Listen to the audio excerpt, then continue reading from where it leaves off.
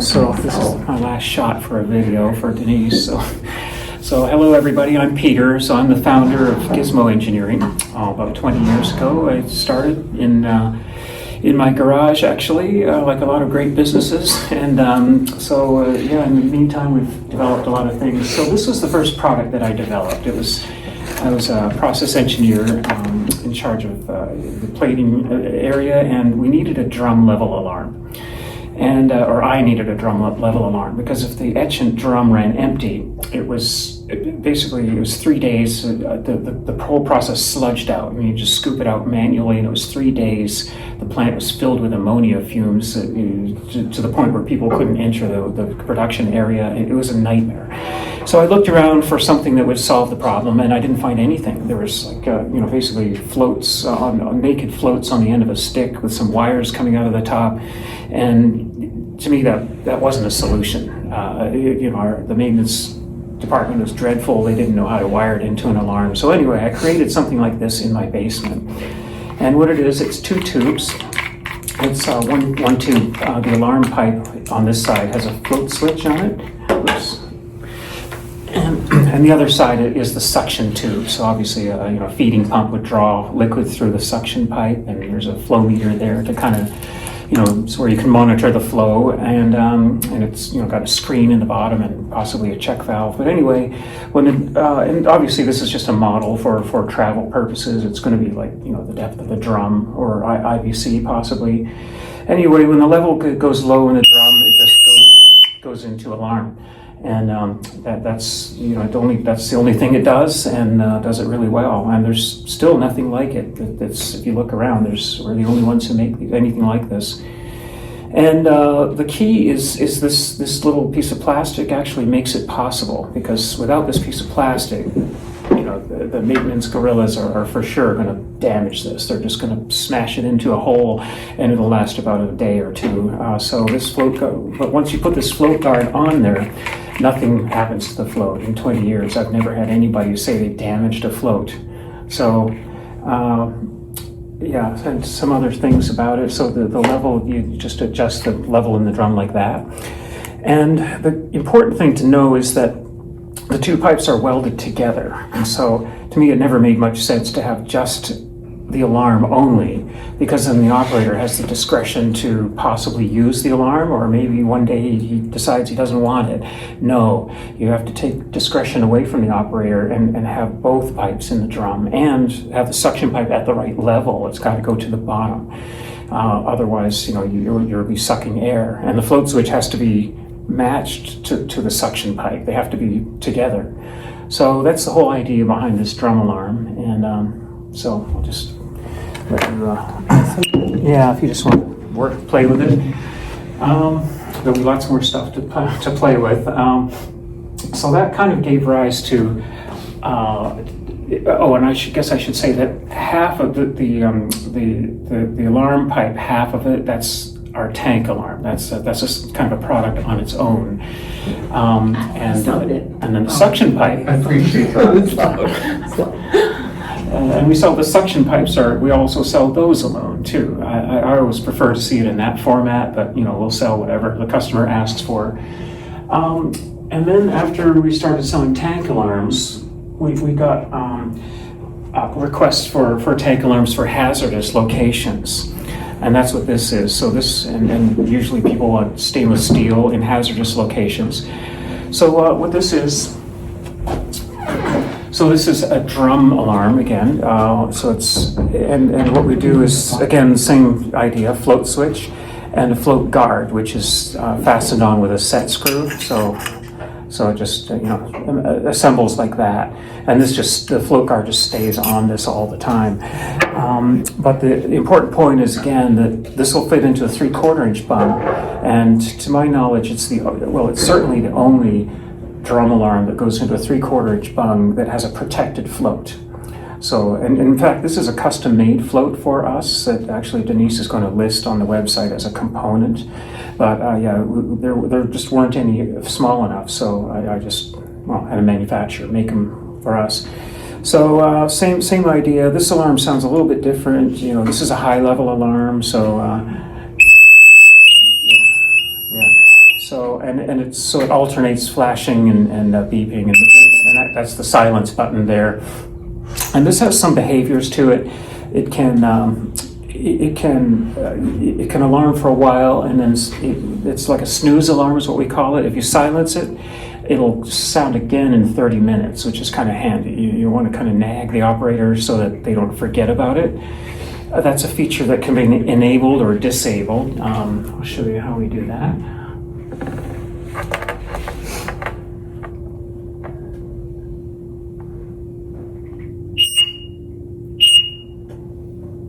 So this is the tank alarm version. It looks almost the same as the drum alarm version, but it's just got a larger diameter pipe so that we can get a mount.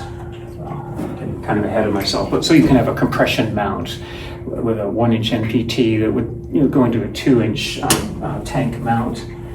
But anyway, the behaviors that I wanted to show you are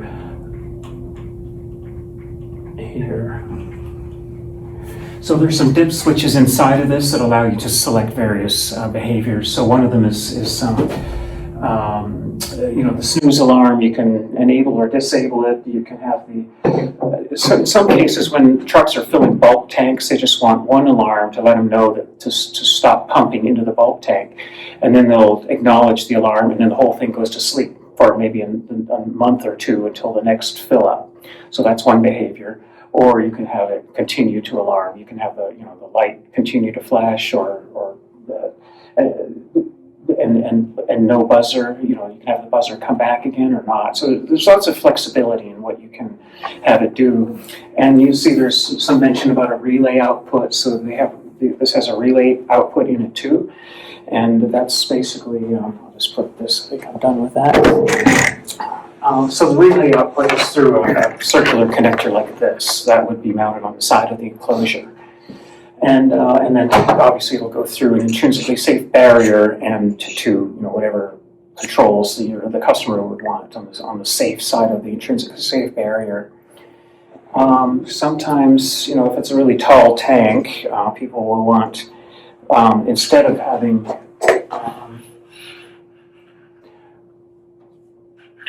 something like that on a self-contained unit on the top of the tank, they'll want just a level probe on the top of the tank, and then a shut-off, a box down at operator level, so that everything's operated from ground level.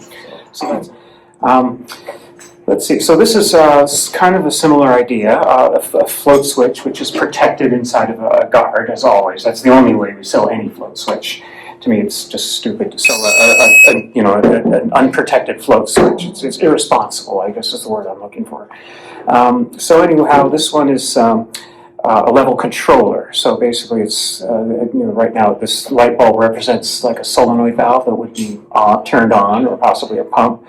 And as the level in the tank rises, it's just going to push the floats upwards, and then it's going to shut off the filling, and then it'll just repeat that. Indefinitely. So you'll kind of forget that this controller is even there, unless something goes haywire.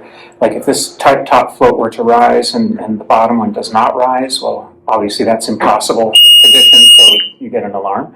Or if it overfills, if the tank overfills for any reason, same thing, you get an alarm and a redundant shutoff. So I just believe in safeguarding things. So to me, it just makes sense to have a redundant shutoff. It just, why not? So there's another variant of this. So float switches I love float switches. They're very reliable. Does everybody know how the principle behind float switch, like the reed switch, and how that all works? Right there. So that's a reed switch. So that's inside of the stem of the float, and then basically you have two metal pieces basically that are overlapping, and then the magnet in the floating cylinder pulls them closed or open. And this is a evacuated glass ampule, so there's no oxidation that can happen. They're usually platinum, sputter deposited platinum contacts, so they're not going to oxidize. And the result is that they're good for tens of millions of cycles. They're extremely reliable. But yet there's a kind of a thought out there, float switches aren't reliable. they're very reliable. The problem is that they get, if you have where's that triple float switch, they can get pushed against the side of a tank, like they get physically dislodged, and they just contact the side of a tank, and then they get hung up. That's why they fail. But this float guard stops that. So, and you see out there conductivity sensors, these metal sticks. I don't know if you've seen those for level control, and that's all because, and my theory is that they came up with that method because they didn't think of a float guard, and they're less reliable than floats. We can argue about that later, but that's my belief, is that floats are more reliable. But floats don't always work all the time. There's some solutions are sludgy, or they crystallize, or they scale, or they deposit for whatever reason, and so sometimes it takes a different technology. And that's what this is. This is a capacitance, or capacitance level sensor. So inside of this tube, that's where the capacitance sensor is, and you can see there's no opening or anything. It's just like a solid rod, basically. And it senses, the plastic isn't invisible to the sensor. So as is any crystal buildup or anything that might scale on the tube. So it'll sense through that, and I'll just demonstrate it. So it's going to, with my hand, there's the blood in my hand, that's a liquid, so it's going to sense through my skin, through the plastic, and then it's just going to go into alarm. Yeah.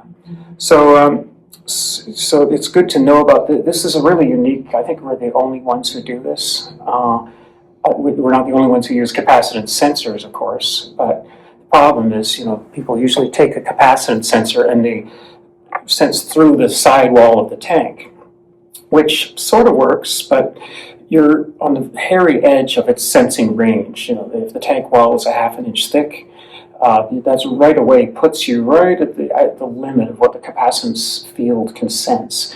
And then if there's a scale on the inside of the tank wall that keeps the liquid even further away, or if the tank wall bows or warps over time, or if it's not touching, pressed right against the tank wall, like a lot of things can happen to make them fail that way. This is more reliable because it's only sensing through a very thin amount of plastic, and it can't bow or warp or become dislocated. So to me, this is the best way to do it. So that's something to know about. And this is a single point, of course. We have, we can equip it for level control. You need two of these, one for low level turn on and shut off at high level. So anyway, and I guess, still on the subject of level, I guess this will be the last thing for liquid level. So this is a kind of a newer innovation for us. So it's the same kind of idea. It's just a float switch alarm, battery powered. And it just does one thing only, and then when the level gets high, it goes into alarm. But this is good for like open tanks, especially, most useful in the plating industry where they have hoists and baskets traveling overhead. So it's out of harm's way, takes up almost no tank space, and so it's an inexpensive emergency overfill alarm. Which happens a lot in open tanks, like electric cleaning industry. There's a lot of industries where they use open tanks and they're filling it up with hoses, believe it or not, and operators forget. The hose keeps running, and you can lose a $200,000 silver tank, due to an overflow. So why wouldn't you spend $180 for this to protect a tank that's worth a lot of money? So that's something to know about too. Let me talk about timing, I guess. You have some timers for sale on the JME website.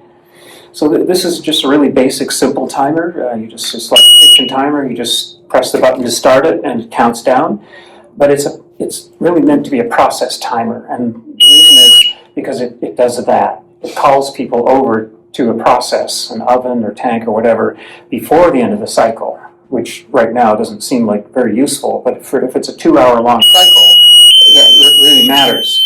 So, and you can see there's an over count there too, so it lets you know if you've gone over. So, that's pretty much well, pretty basic, simple, glorified kitchen timer, if you will, but it's waterproof and corrosion proof, and it's part of the de facto standard in the plating industry. You use 2 hours as an example time. I Yeah. mean, is there like a bigger one that can actually display 2 hours, or? Yeah, well, that will display, up to 99 hours, yeah. Oh, was that hours? Okay. Yeah, well, no, okay, there's the setting inside. You can choose, minutes, seconds, or else hours, minutes. Okay, all right.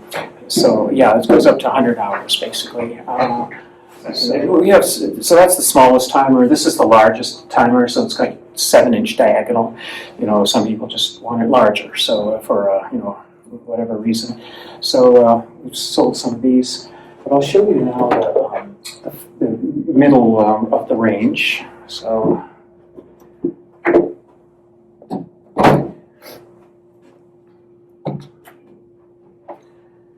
all right. So this one has it's the same idea, but it's got a stack light. That's an option some people want, and it's also got a sensor. This is connected to an inductive proximity sensor. And so the idea, but this could be an ultrasonic sensor or a mechanical switch, or it can be triggered various ways. But what I'm going to do is just trigger it with a piece of metal. That's what the inductive sensors do. And as before, it's just counting down, and the early warning will be on the yellow stack light, so right there. And at the end of the cycle, the operator cannot push the button to silence it. In this case, the firmware is such that you have to open the switch like that. That's the only way to shut it off, which some people really want. It kind of builds a level of automation into their process, which, so you don't have to rely on an operator to push the button. So yeah, the button doesn't do anything, it doesn't start the cycle. It does allow you to program the time though. So, and it's waterproof, basically everything I'm talking about today is waterproof. Yeah, so this is a pH controller, and whoops, let's see here. Oh, all right. So this is a simulator. I have this box, so it's just basically we use it to check the accuracy of the display. So you can see they're both reading 6.82. So, but anyhow, if the pH does get out of range, it starts to make additions of acid in this case, and then after it's done, it'll just come back into range, and that's what it does. It just controls the pH. But if it ever gets out of range, then you get the alarms that you just heard. So I think you're kind of getting the idea that everything we sell has an alarm on it. If it's worth monitoring or measuring, to me, it's got to have an alarm. So, and it's actually a pretty innovative feature. Believe it or not, there are no other pH controllers that have an alarm built in. All of them have an alarm output, but I've yet to walk into a factory where I've seen anyone connect that output to an alarm. And even if they do connect it, how do you shut it off? You have to go into the sub-menus and possibly jump past a password in order to silence it. That doesn't make any sense. So here it's just one button, which actually should be labeled silence, but in this demo it's not. Just a button to put to silence it, and it's very intuitive and easy for an operator to use. And there's also some buttons on the side that allow you to control the additions. Let's see, we'll get it back out. Okay, so there. So if it's in range, the lab technician can just push the buttons to force the pump on to calibrate it, or make manual additions if they want. This one also has some features inside, so it's really neat because first of all, it's got an alarm, but it also has an onboard data logger. So a lot of DEC around the country wants to see data logging. Sometimes it's a requirement. So this obviously just plugs into a computer, and you can just download the record of what the pHs have been to prove compliance, for example. And this one also has a Wi-Fi communication module that will send emails or text messages, and it uses the company Wi-Fi, which is way better than 5 years ago, the way to do it. Yeah, go ahead. What's the pH range? Well, I've set it here, so I've set it. You can set it to whatever you want, but So it can go from 0 to 14. Oh yeah, of course, yeah. Yeah, so I just set the alarm points for, I think it was 6 to 8, or the addition points 6 to 8, so just for this example. But setting I chose this module for a couple of reasons. The large display I like, but it's super easy to set too. And there's a video on our website. There's videos for pretty much everything, including one, just for setting the pH, and then, another one for adjusting the offsets. And like, there's videos for everything. Unfortunately, they're by me, but anyway. So that Wi-Fi module, I was saying 5 years ago, the way to do it would have been with a cellular communications module, which is really expensive. I mean, $60 a month. So now that Wi-Fi, I've kind of decided that it's ubiquitous in factories. It's a no-brainer. It's once you log on, it's free. So why not use Wi-Fi? So there's no monthly subscription. And you see it's small enough, so that's the size of it there, just that chip. So it can go into any of our products. So I think this one. So this is a liquid level gauge, and you can see it's got the familiar stack light on top of it. This one works with the radar sensor. That's my preferred sensing method, so that's that. To me, it's just a better way to go than submersible pressure sensors is also the way some people like to measure level in the tank. So we have those two, but radar is just it's easier to install.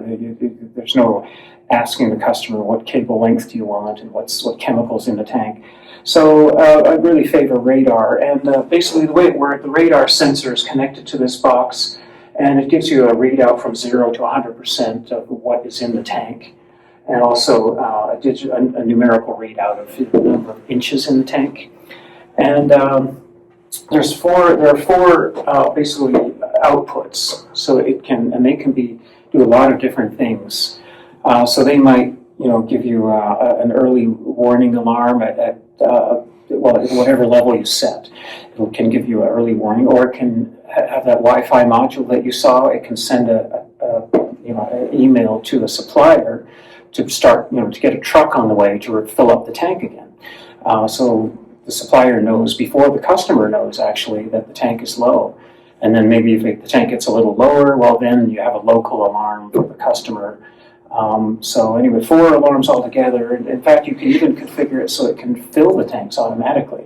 I haven't had anyone use it for that purpose, but there's no reason why, it's very easy for us to do, to set it up so it just pumps up the tank to a level, and then when it gets down to a lower level, it pumps it up again. So very flexible logic, and and the radar sensor, I'll just talk a bit about that. So it's really easy to, I like the fact that it's non-contact, and it's actually, it's in some cases it really is way better than submersible sensors. For example, I had a customer who backed IBC tanks into a location, and instead of having to screw something into the tank every time, they just located the sensor above the IBC, and it senses right through the plastic. So you don't need to make any penetrations in the tank. The plastic is invisible to the radar sensor. So that's a really neat way to save them. It just makes it so much easier for a forklift to push the IBC into location, and then it knows.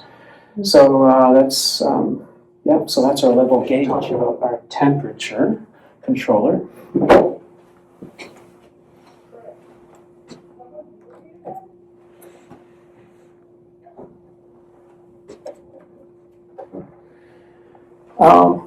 So this is our temperature controller, and it's sensing, using a thermocouple here, and basically just turns the, just controls around the set point here of 76. So it's really easy to set it to something else. Like if I set it for 78, let's say, then it'll, now it's calling for heat. It's going to try to heat it up to 78 degrees. And as before, there's some set points, high and low temperature, but it's really important for, especially sophisticated factories with some automation. They like to have a stoplight, a go, no-go indication to an operator, where if it's safe to go through a tank process. And as before, of course, there's an alarm, like all of our products have. This one has and I like this temperature controller because first of all it's waterproof. That's kind of a must with all of our products. They've got to be waterproof. And it has a 4 to 20 milliamp output, so this can log the temperatures as well, which is becoming more and more important, for companies going forward. And so yeah, that's kind of a unique take on a temperature controller, and so this one's really compact. People like that, and it's half the price of comparable temperature controllers. People like that. So anyway, I see the high alarm set point. I said it was for 77, not 80. That's why it's going into alarm right now. But so anyway, that's something to know about as well. Vent caps. We sell a lot of these. The original purpose was for them to go on tanks, so tanks can breathe and not collapse. But they get used everywhere. I mean, everywhere, from hunting sheds to ventilate hunting sheds to Airstream trailers uses them for, I guess ventilate their bathrooms. I mean, you could think of it. People, I don't even know all the applications where these things go. It's just incredible how the market for vent caps has grown over the years. So anyway, it has the defining feature, I guess, is the screen inside. That's a kind of a unusual thing. There aren't two. I guess that's why people kind of come to us for vent caps, because polypropylene screen, it's all plastic and corrosion proof, which is what our customers want, and the screen keeps out insects. So for potable water especially, or rainwater harvesting, whatever, you've got to have a screen that's fine enough to keep out insects, and so this one is.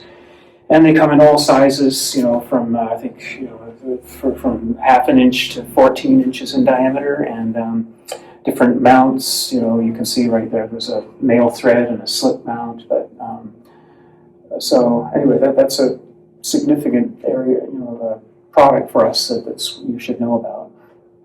So yeah. So I guess that's all that I have to show you.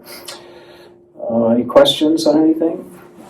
Oh, and by the way, actually one more point I want to make. Everything you've seen today, we keep in stock. So if the customer asks, no need to ask, is it in stock? It's always in stock, unless you're talking more than a couple of dozen. Well, then, we don't keep more than a couple. Well, the vent caps, yes, we keep hundreds of those, but products like this, we're only going to probably have a dozen in stock. So you can pretty much figure we've always got a dozen of everything. But we have much more of the vent caps because we have orders for 500 at a time, and so we have to keep more. So, all right. So I think that concludes what I have to show you guys. So, Thank you. all right. Any questions? Okay. Yeah, Well, thank you so much. all right. Have a good day.